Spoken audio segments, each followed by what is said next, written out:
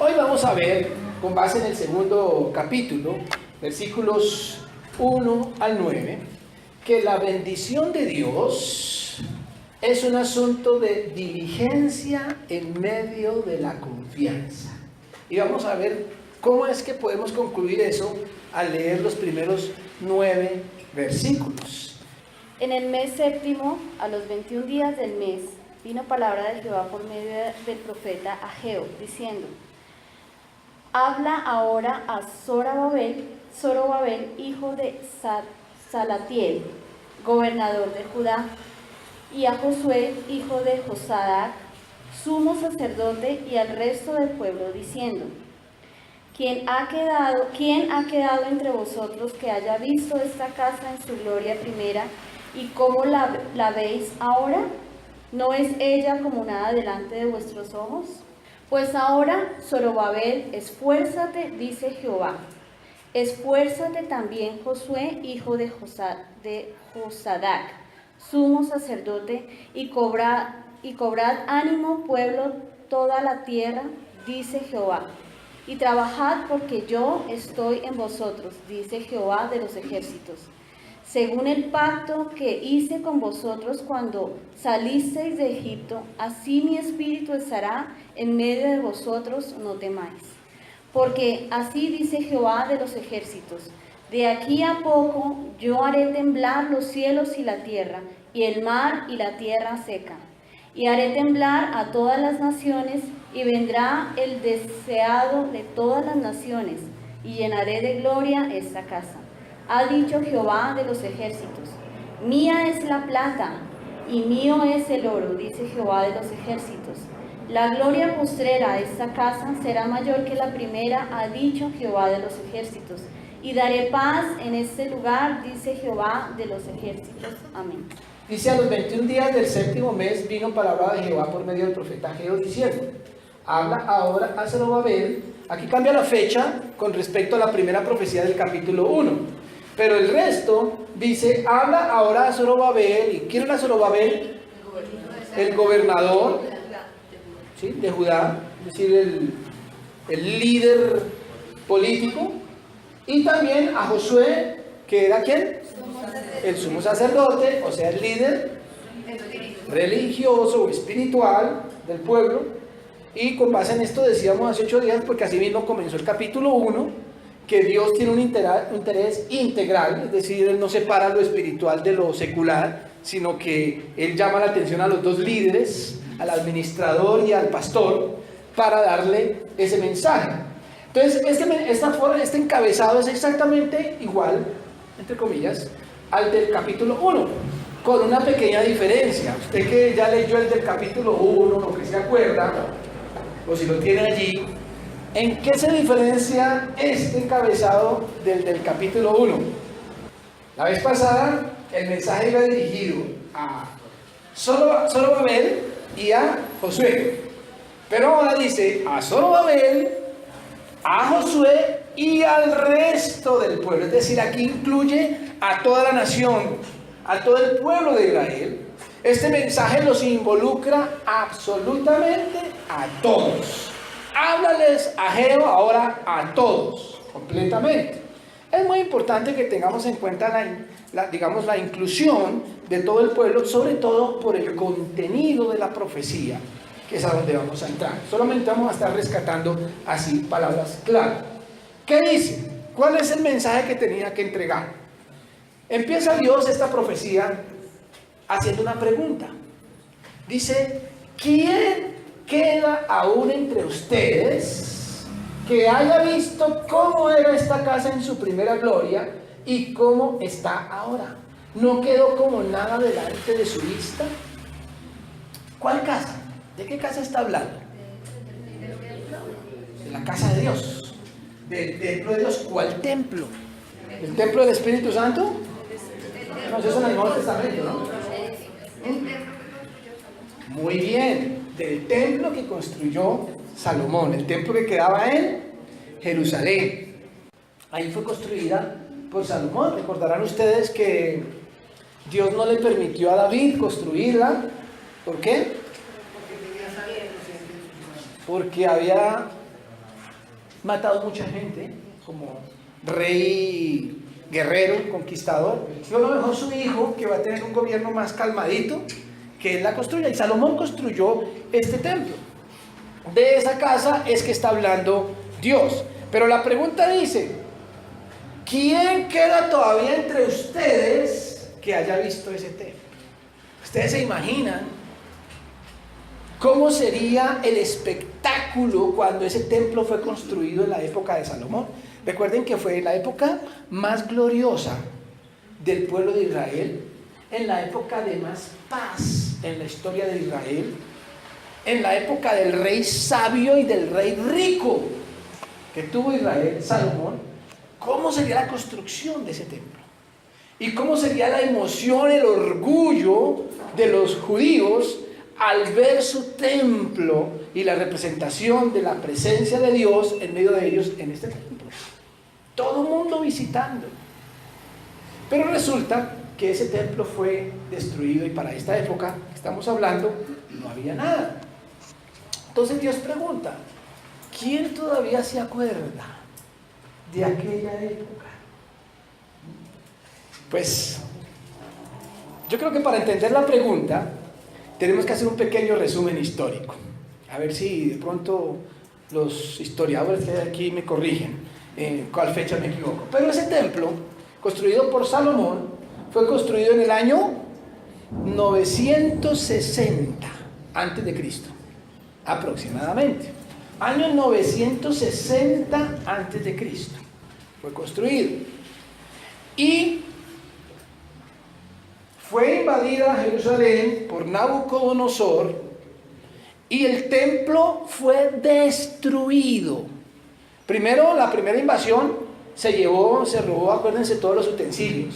Pero en la segunda invasión, Nabucodonosor y los babilonios destruyeron el templo en el año 586 antes de Cristo.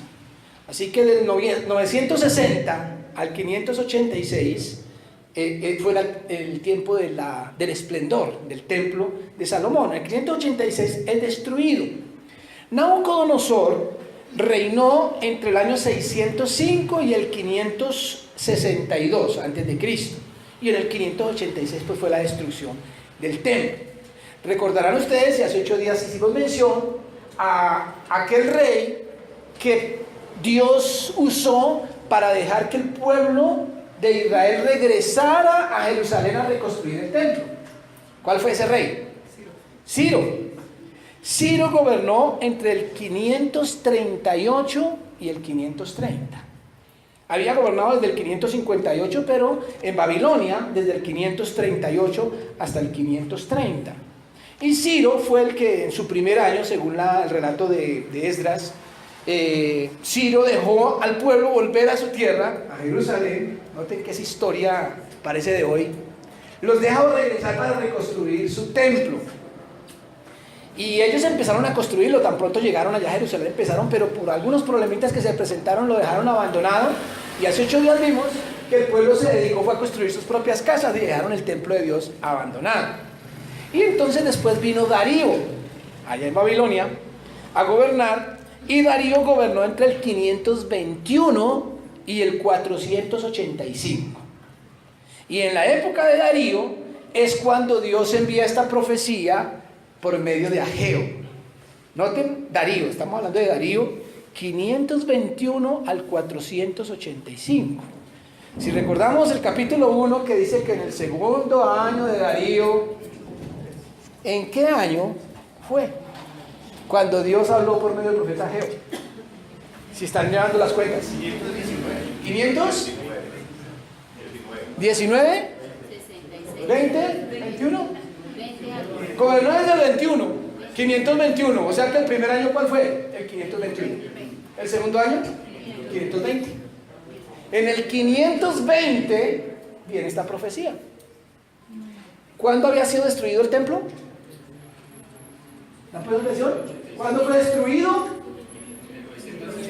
586. Y ahora esta profecía viene del 520. ¿Cuántos años han pasado? 66 años. 66 años. Entonces la pregunta para quién es: ¿cuántos quedan aquí todavía que vieron el templo en su gloria primera? ¿Quiénes levantaron la mano?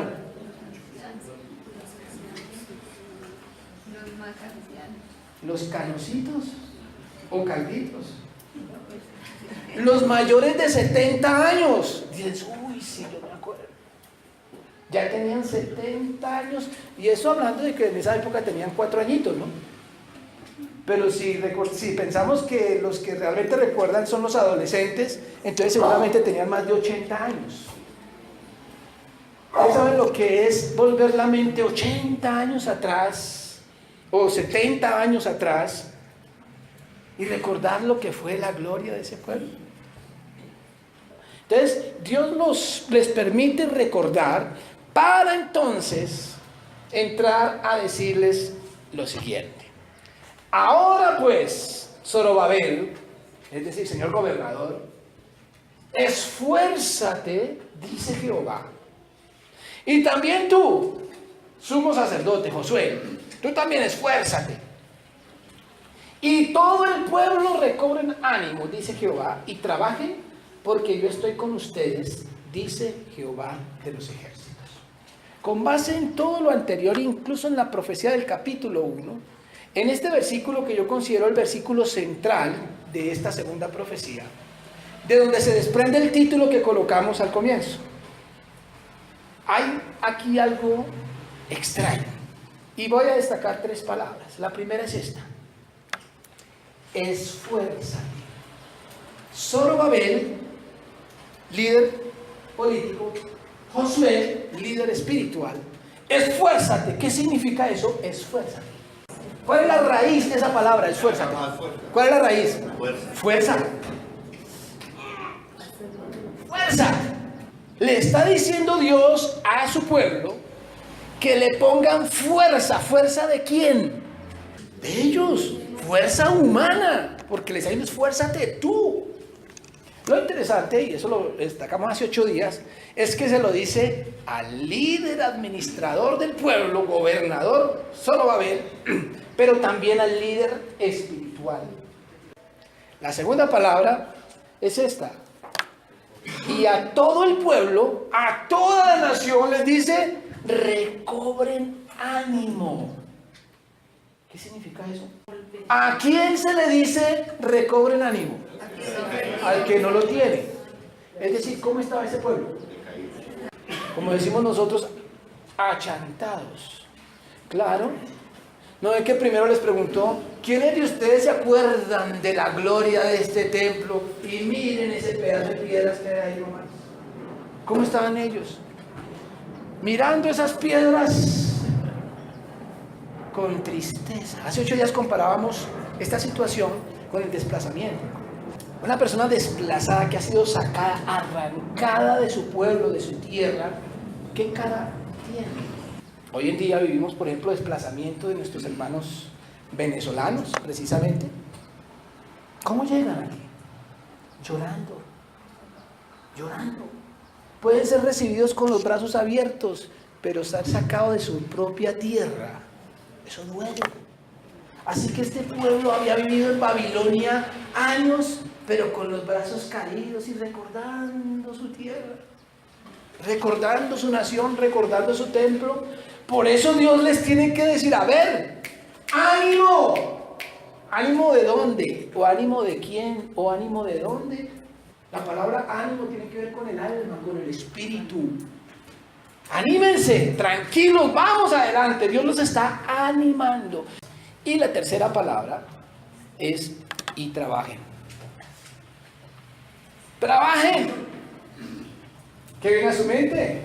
¿Qué palabras asocia usted con trabajar? A ver. No sinónimos, sino que están asociadas al tema del trabajo. ¿Cómo? Hacer, producir, fatiga, bueno, ya lo vimos en esfuerzo, pero con el trabajo. Miren, horario, madrugar, disciplina, planeación, proyección, organización, metas, sacrificios, volver a madrugar. O sea, el trabajo significa algo que yo tengo que hacer. Tengo que madrugar a trabajar. 3 palabras o 3 expresiones que nos hablan de lo que el ser humano tiene que hacer: esforzarse, cobrar ánimo, hacerlo con ganas y trabajar de una manera disciplinada. ¿Quién tenía que hacer eso?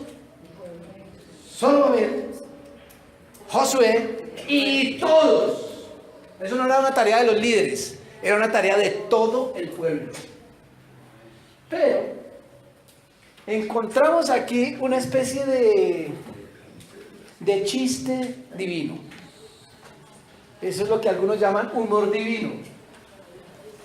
Porque cuando Dios le dice al pueblo que haga esas 3 cosas, le da una razón. Les da la razón para hacerlo. ¿Y cuál es la razón? Porque yo estoy con ustedes. ¿Cómo así? Porque yo estoy con ustedes. Esfuércense. Eso es como contradictorio. Pues si Dios está conmigo, yo lo que tengo que hacer es descansar. ¿No es más lógico decirlo de esa forma? Tranquilo, descanse en el Señor. El Señor está con usted. Déjele todo eso en las manos al Señor. No se estrese, tranquilo. Viva descansando. Que Dios se encarga de todo. Dios dice: no, Señor, porque yo estoy, usted se tiene que esforzar, usted tiene que trabajar y usted tiene que hacer las cosas con ánimo. Interesante, ¿cierto? Paradójico. Por eso es que estamos diciendo que la bendición de Dios es un asunto de diligencia, pero diligencia en medio de la confianza en que Dios está conmigo. Porque yo estoy con ustedes, dice Jehová de los ejércitos. Pero eso de que Dios está con nosotros no significa crúcese de brazos, sino al contrario, trabaje. Pero Dios refuerza su compromiso de estar con el pueblo con esta expresión. Noten lo que dice: conforme al pacto que hice con ustedes cuando salieron de Egipto. Y entonces los manda a pensar todavía más atrás. Ya los había mandado a pensar en el templo, ¿no? 586 para allá. Pero ahora dice: acuérdense cuando salieron de Egipto, mucho más atrás. En esa época, dice Dios, yo hice un pacto con ustedes, y conforme a ese pacto mi espíritu estará en medio de ustedes. No teman. Aquí está la parte de Dios: no teman. Yo he hecho un pacto con ustedes. Pero quiero que destaquemos aquí una expresión o 2 muy importantes. La primera: conforme al pacto que hice. Importantísimo poner atención a esta frase. Sobre todo porque la palabra pacto está siendo utilizada hoy en día de una manera torcida. ¿Cuántos van a pactar con Dios en esta mañana? Dicen algunos. ¿Está pasando por alguna necesidad? Haga un pacto con Dios. Y generalmente cuando te dicen haga un pacto con Dios, ¿qué es lo que te quiere decir? ¿Cuánto vas a pactar? Mientras más alto sea el monto de lo que vas a dar, más grande será la bendición de Dios. ¿Cuánto vas a pactar? Y le mueven a uno el corazón y uno saca todo lo que tiene. Yo pacto tal. Según este texto, y solamente porque nos estamos basando aquí, pero podríamos irnos por toda la Biblia, los pactos de Dios los hace Él, no yo. Es una mentira que te lleven a inventarte un pacto con Dios. Los pactos se los inventa es Dios, y ¿yo qué hago? Los obedezco. Amén. Él dijo: conforme al pacto que yo hice. No fue que los judíos un día se reunieron y dijeron: Señor, si nos sacas de Egipto, nosotros te prometemos esto o aquello. No, fue Dios quien llamó a Moisés y dijo: tú vas a liberar al pueblo y los vas a traer aquí y me van a adorar y yo seré su Dios y ellos serán mi pueblo. El pacto es de Dios. ¿Quién es el hombre? ¿Quién es el ser humano para que se atreva a pararse delante de Dios y a decirle: te voy a hacer un pacto, Señor? Eso es arrogancia, eso es absurdo. Los pactos provienen de Dios y Él llama a su pueblo a que los cumpla, a que los obedezca y a que los crea. Y peor aún, creer que esos pactos son de tipo material. Ay, Señor, ¿cuánto necesitas para yo pactar contigo? Como dijo Pedro a Simón el mago, cuando quiso pactar, porque ese sí quiso pactar con Dios, ¿no? ¿Cuánto quieren que les dé y me dan ese don? Y Pedro dice, tu dinero perezca contigo porque has creído que el don de Dios se compra con dinero. Frase que debería estar escrita en todas las iglesias para que no caigamos en esa tentación de comprar la bendición de Dios con dinero. Tu dinero perezca contigo, como si Dios necesitara. Es Dios quien pacta, es Dios quien promete y Él cumple lo que promete, porque no es como nosotros. Y recuerden bien, hace 8 días lo enfatizamos. ¿Por qué cumple Dios sus promesas y sus bendiciones y sus pactos? Por fidelidad. ¿A quién? A Él. Porque si dependiera de nosotros, si dependiera de Israel, ¿estaría Dios en el deber de cumplirles el pacto? No, si ellos habían sido infieles. Nadie puede descansar en su fidelidad o en su bondad o en su espiritualidad o en su religión para decir, no, es que Dios me bendice porque es que como yo soy tan cumplido, Él es fiel a Él mismo, a su bondad y a su carácter. Por eso habla de su pacto y termina en esa parte diciendo, entonces, por lo tanto, no teman. Pueblo de Israel, que se había dedicado a construir sus propias casas, que no le daban la prioridad a Dios, que no pensaron en la casa de Dios cuando llegaron, sino cada uno en su propia casa. Pueblo que había sido infiel, pueblo que había sido adúltero, que había sido idólatra. Dios les dice, no teman, porque yo estoy con ustedes. ¿Con base en qué? En el pacto que yo hice, no en el cumplimiento de su parte. Ustedes no han cumplido, pero yo sí cumplo, dice Dios. Yo sí cumplo. Así que no teman. El no temer descansa en la bondad, en la misericordia y en la gracia de Dios. Yo no puedo decir yo no temo porque es que como lloré esta mañana, yo no temo porque es que como yo soy bautizado, o yo tengo el Espíritu Santo, o yo esto, o yo aquello. No, yo no temo porque sé quién es mi papá, porque sé quién es mi Padre Celestial. Por eso no temo. No teman. Y dice versículos 6 y 7, porque así dice Jehová de los ejércitos, dentro de poco haré temblar los cielos y la tierra, el mar y la tierra seca, y haré temblar a todas las naciones, y vendrá el deseado de todas las naciones, y llenaré de gloria esta casa, ha dicho Jehová de los ejércitos. Interesante porque les acaba de decir, ustedes, pueblo, ustedes se tienen que esforzar. ¿Para qué? Para construir la casa. Ustedes tienen que cobrar ánimo. ¿Para qué? Para construir la casa. Ustedes tienen que trabajar. ¿Para qué? Para construir este templo. Pero ¿quién llenará de gloria esta casa? ¿Saben qué está diciendo a Dios? Ustedes hacen lo humano, yo hago lo divino. Por eso decimos que la bendición de Dios es un asunto de diligencia. Es decir, nosotros somos diligentes en lo humano, pero en medio de la confianza ¿en qué? En lo divino, en la parte de Dios. En esta porción quiero destacar 3 verbos. Yo haré temblar. Y la repite, haré temblar. Y termina diciendo, y llenaré. En estos verbos, ¿quién es la persona gramatical? Eso, muy bien. Primera persona del singular.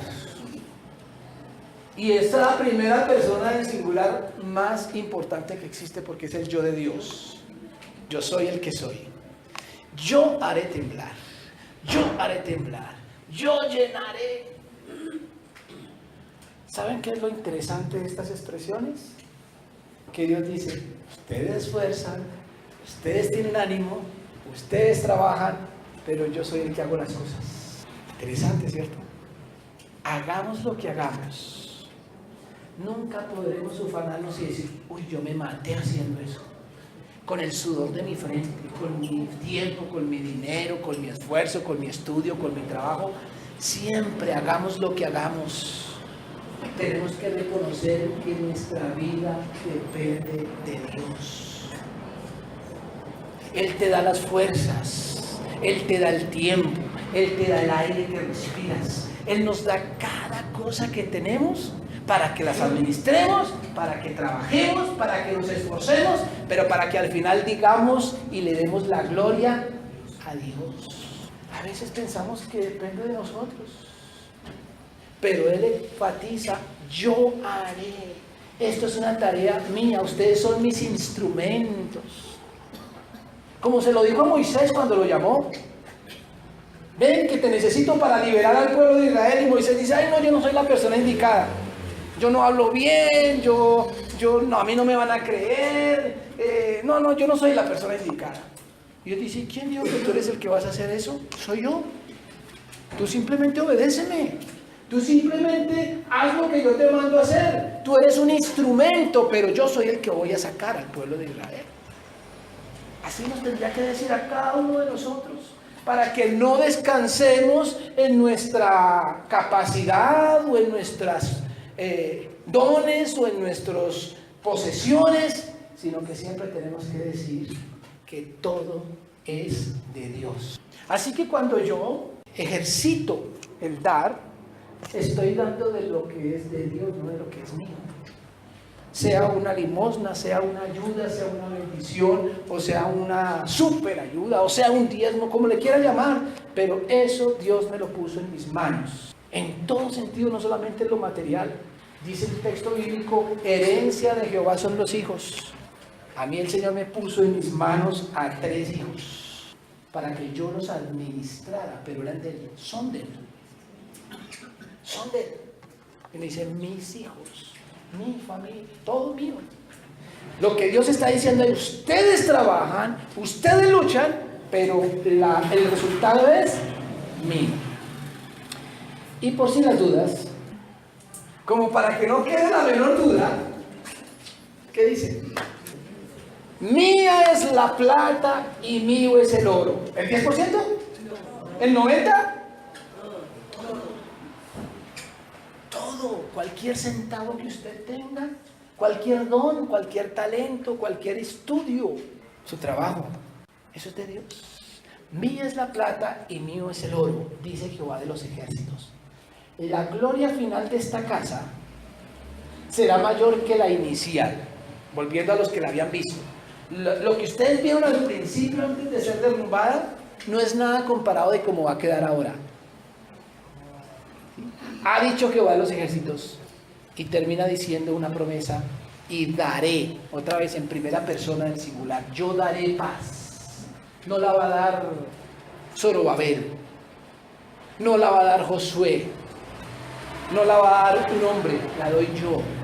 Esos hombres los voy a utilizar como instrumentos para bendecirlos, pero la bendición proviene de Dios. A Él sea solamente a Él la gloria por la bendición. Ni a mí, ni podemos decir a mí mismo, ni a alguien que de pronto oró por mí. El hermano Sergio estaba compartiendo esta mañana la bendición de su sanidad. Yo recuerdo el proceso de él, ¿no? La primera vez que llegó aquí parecía un viejito. Y no le está la tentación de decir, estuvimos orando por él. Gracias a nuestras oraciones, el Señor le sanó. Si no hubiéramos orado por él. Gracias a nuestras oraciones. Nuestras oraciones son una evidencia de que dependemos de Dios y que le creemos a Él. Pero el único que puede recibir la gloria por la sanidad de este hombre es Dios. Él es el que llena de gloria la casa. Él es el que da shalom, bienestar integral, paz, bendición para este año. Pero para entregarnos esa bendición ese Dios tiene una tarea que hacer. Y este mensaje que nos da Geo nos permite decir, que hay dos peligros en los que podemos caer, dos errores, dos extremos. Un extremo es este. La Biblia dice que nos esforcemos, hay que trabajar, hay que luchar, pero a veces lo decimos como diciendo, yo tengo que hacer las cosas. Entonces ese extremo es de la persona que lucha, que se mata, que dice, no, es que si yo no trabajo, es que si yo no madrugo, es que si yo no hago, es que si yo esto, es que si yo lo otro. Y a veces pensar en las cosas de Dios o en servirle a Dios, no, yo no tengo tiempo para nada porque es que tengo que trabajar de domingo a domingo. Es que la Biblia dice que debemos trabajar y que el que no trabaje, que no coma. Y entonces yo, y me concentro en mi trabajo, en mi estudio, en mis conocimientos, en mis capacidades. Y digo, gracias a Dios y bendiciones y todo eso, pero estoy confiando en quién. Y el otro extremo está el de la persona que está aquí en el otro lado y dice, dejemos eso en las manos de Dios. Que Dios haga en el tiempo de Dios, Dios verá, si Dios quiere, nos cruzamos de brazos a esperar que caiga del cielo la bendición de Dios. Y no hago nada porque no, es que yo confío en Dios. Yo dejo que Él haga, yo dejo que Él sane, yo dejo que Él bendiga, yo dejo... Y esperen.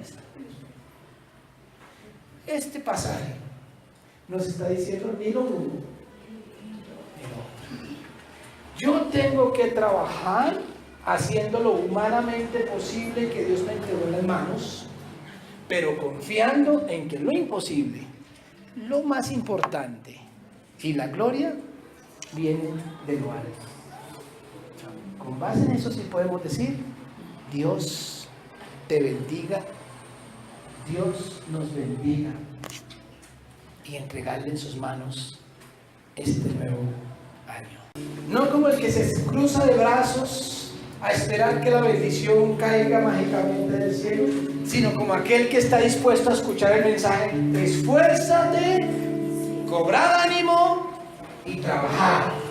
Si está dispuesto a trabajar y a obedecer los pactos de Dios, entonces dígale, en ti confía mi corazón. Póngase de pie y digámosle al Señor así.